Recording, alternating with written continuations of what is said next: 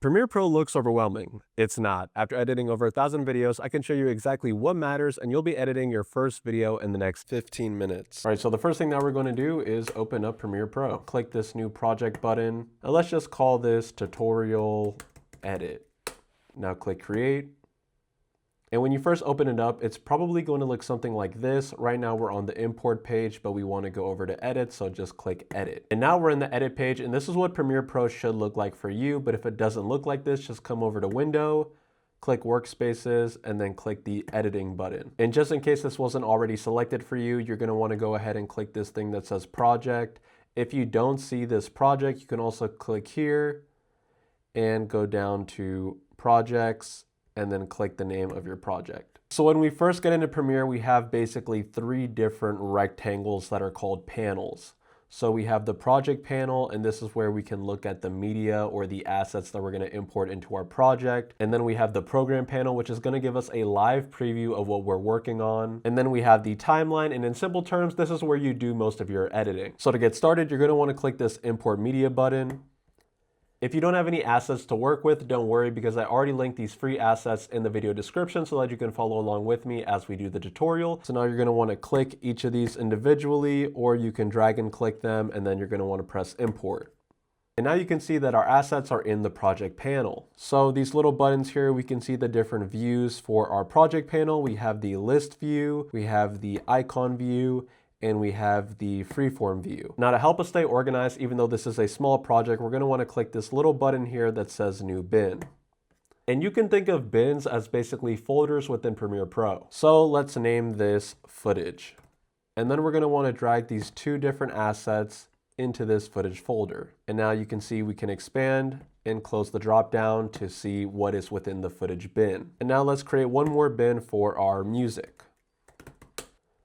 Put the music into the music bin. First, let's start off with the mountains. So just drag and click this and drop it into the timeline. There is a new thing within our footage folder that has this green square. Basically what Premiere Pro did was create something called a sequence, and that's basically like a version of the video that we're editing. So let's rename this so that we don't get confused and call this draft version 1. Let's create one more bin for our sequences. Sequences. And then drag our draft version 1 into the sequences bin. And now you can see that the current version of our video that we're working on right here is called draft version 1. So if we come back and edit this project, but we want to leave our draft version 1 alone, we can duplicate our sequence and make a draft version 2. So now we're also going to drag our pexelsbeach.mp4 onto the timeline. And if you want to zoom out of your timeline to see everything, you can just click this little circle thing and expand it. And then if you move it closer to the other one, it's gonna zoom in. Double click this empty space in the V1 row next to this eye icon. So double click. And what that did is it made our video 1 track a lot easier to see because it made it larger. So let's just do the same thing for A1.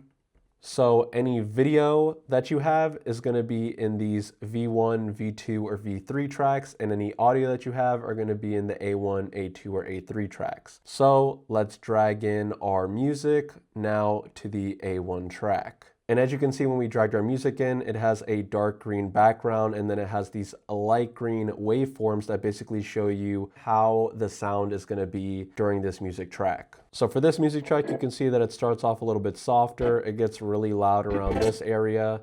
Then it gets quieter again, then it gets louder, then it gets quieter. And just by dragging along the timeline, I can already tell that the music is just way too loud, and it probably is going to be for you too. So let me show you how to fix that. You're going to want to right click the music track, and you're going to want to click this little button that says audio gain. And now this is going to allow us to adjust the audio gain of this music track by pressing negative and then entering a number to make it less loud. So let's say -20 and press OK. That made our music a lot quieter. If you want to know the shortcut for that, you can just click G. As you can see, the -20 that we put in here earlier is already applied to this audio track. So we can adjust it even more and press -10 again. And as you can see, it updates in real time. So it's -30. Cool. And now we're gonna drag what's called the playhead to the beginning of our timeline, and we're gonna press the space bar to play our video and see how it looks.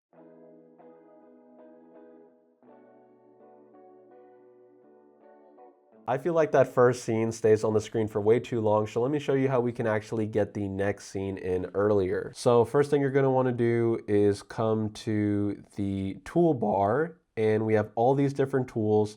The tool that we're going to use first is called the razor tool. So you're going to click this, you're going to come to the first clip, and then you're going to cut wherever you want to end that first clip. So I'm going to zoom in by pulling apart my two fingers on the trackpad, and let's go to 5 seconds. Click. Now we can go back to the selection tool. We can click this, and then we can just press the delete key. And then we can click again in this empty space, and then we can press delete. Alternatively, we can also click this and drag it over. Within this toolbar, there are a lot of useful tools, but for the purposes of this beginner tutorial, I'm just going to show you the basics of what you need to know to get started. So like I said, this first one's called the selection tool. You can get there by clicking the V on your keyboard, and it basically lets you select stuff, click stuff, move stuff. The razor tool is used for cutting. So like I showed you earlier, you can cut clips. This next tool is the rectangle tool, and this is a tool that I actually do use frequently, and it's basically used to draw rectangles, and you can also draw ellipses, so circles or ovals. And when we draw these different things, you're going to see this thing that says graphic, and this is a new video layer that's basically being put on top of your pexelsbeach.mp4 layer. If you want to get rid of it, just click it, press delete. And the last tool that I'm going to show you guys from the toolbar is the type tool. So you click this T and then you can type text. So let's do that. Beach Vlog 2026. You're probably not going to like the default font that you have, so you can click this text layer. You're going to see something that says text and then whatever your text says. And then you're going to have this drop down for the font. And then Adobe should already have a ton of fonts in here that you can pick from. So I have a font that I like called Babus New. I'm just going to select that, but honestly any font is going to work. Using this font size selection tool, we can increase or decrease the size of our font. As you can see, I've dragged this all the way up, and 400 seems to be the max font size, but you can also click the number 400 and type in whatever size you want. So instead of 400, let's do 500. Hit enter, and it made it even bigger. And now we can click our selection tool, click on the font, move it. Now we have some text on our video. Click the end of this and extend it to cover the rest of your video. Now you have the font over this beach zoom in that looks pretty nice. We're going to move this playhead to the beginning of this layer, and now we are going to come down to this thing that says opacity. You're going to click this stopwatch, and that's going to basically create something called a keyframe. You can see that the keyframe just got made right there. Keyframes can definitely be intimidating, but all you need to know is that keyframe is basically a marker for a start or a stop point or an intermediate point that you're going to be doing something with. We created this keyframe, and it's set to 100%, and we know that we're on the keyframe because this little diamond thing is blue. If I click the right arrow on my keyboard, it just turned gray. So even though it looks like I'm still on this keyframe, I'm not. If I click left, then this turns blue and I know I'm on the keyframe. We're going to want to make our opacity 0. So click 100, type in 0, bam. Now click a little bit later in the layer, click the 0% and then type in 100. And now between these keyframes, it's going to scale from 0 to 100, and it's going to fade your text in, and that should look really nice. So now if we go to the beginning of this layer and press the space bar, you're going to see the text fade in.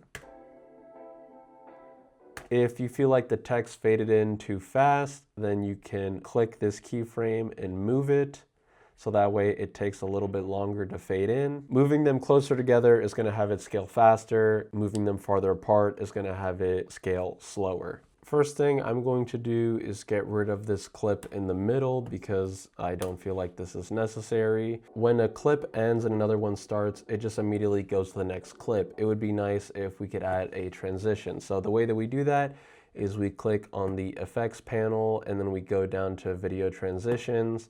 And there are a lot of different transitions within here, but the one that we're going to use is called CROSS-DISOLVE. So you're going to want to click CROSS-DISOLVE, click it, drag it, and put it on the middle of both of these clips. So where the first clip ends and the second clip starts. And then just let it go. And now we're going to see what that does to our footage. It basically dissolves the first image into the second one, whereas before it was like abruptly going into the next clip. So I'm going to bring that back with Control Z. If we feel like it took too long to fade, we can grab the left side and move it in, or if we want the fade to be longer, we can drag it out. So let's drag it out and make it much more pronounced. One commonly used one that I will also show is dip to black. So you can put that at like the end of a video. And as you can see, this effect is only being applied to the video, but not the text. So we can also drag the dip to black and put it on top of the text as well. It is going to dip to black, signifying the end of your video. If we really want our video to feel like it's ending though, we want the music to end with it. So one tool that we can use that is great is called the remix tool. So to get there, you're gonna wanna click and hold down on the ripple edit tool, which is the third tool in the toolbar. And you're gonna wanna click and hold and then let go on remix tool. So with the remix tool, we can make our music longer or shorter and make it fit the amount of clips that we have so that our video and our audio seem like they are the perfect length for each other. Click the end of this and drag it while you have the remix tool selected and go to the end of your footage. Adobe is basically analyzing the clip, and then they already gave us basically a shortened version of this music track. And now let's go back to our selection tool. You can get there by pressing V on your keyboard, or you can click the selection tool. Make sure the playhead's at the beginning of the video. And then this little thing called Essential Sound popped up. If anything pops up that you don't want to use, just click these three little lines and then close this panel. And then if this happens, you can click the in-between space here where these two panels meet and drag it over, and that's going to make your program panel larger again. We can play this video by pressing the space bar.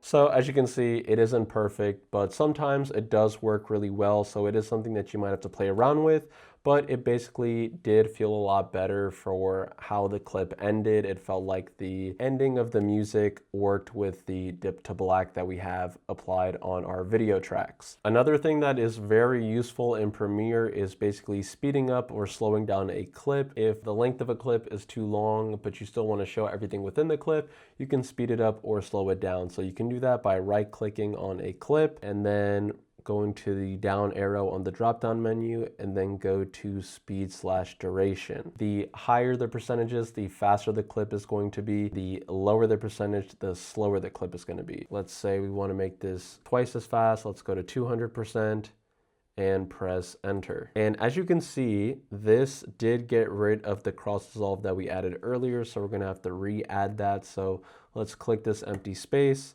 hit delete, get our cross-dissolve, drag it back onto this clip, and now we can see that our ranch clip is a lot faster.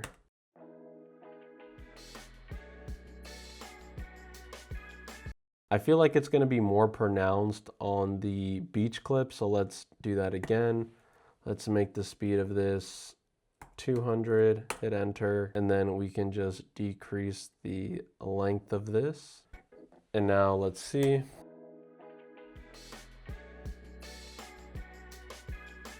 And now you can see like the pan over the beach is a lot faster. The most important thing that you're going to want to do with any video is actually export it so that you can watch it or upload it. So you're going to want to go to location, make sure you are exporting it to where you want to put it. The format is H.264 is great. You can also rename the file if you want it to have a different name than what your sequence name is, but I'll just leave it as is. You can leave everything else on default, and then you're going to want to have the range be the entire source, since everything within our timeline we want to be exported into our final product.